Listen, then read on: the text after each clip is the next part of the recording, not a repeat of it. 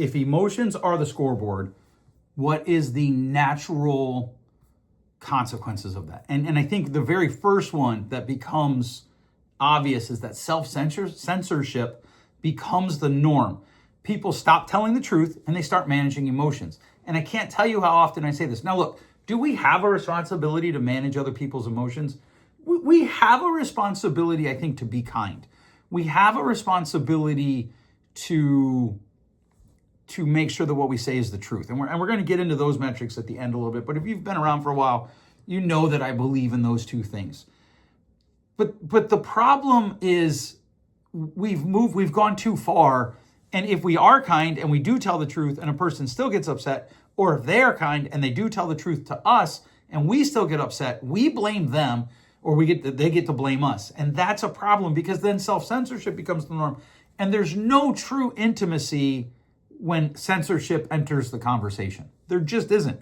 Now, is there a way to say it? Yes. But even that we've taken so far that the metric for that becomes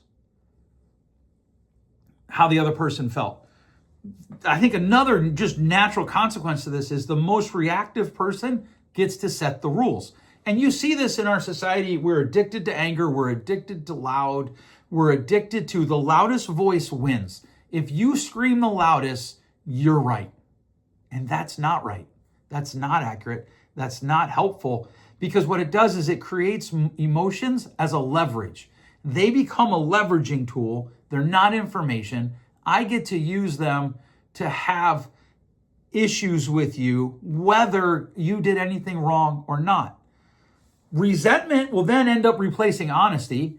And this one, I struggled. I thought about this as I was writing it down. I was like, is this accurate? Because how much resentment is a choice? And I think if we hang on to resentment, that's a choice. What actually happens is growth stalls, because there can't be growth if we can't have honesty, and relationships die, right? And I see this a lot with Gen X and their parents. I do. I see it a lot with Gen X and their parents. Their parents don't want to listen to a whole lot. And certainly Gen X has their issues too. But their parents don't want to listen like, hey, this happened. And well, I didn't mean to do that. I didn't feel that way. Okay, well, but feeling that way doesn't mean you didn't do it. I thought it was funny. Okay, but you've been told numerous times it wasn't funny. Relationship size. That's one of the ways this runs, right? What happens is relationships become very surface and or they die. And then that's why people are lonely. And I see this in my room. I see it with colleagues.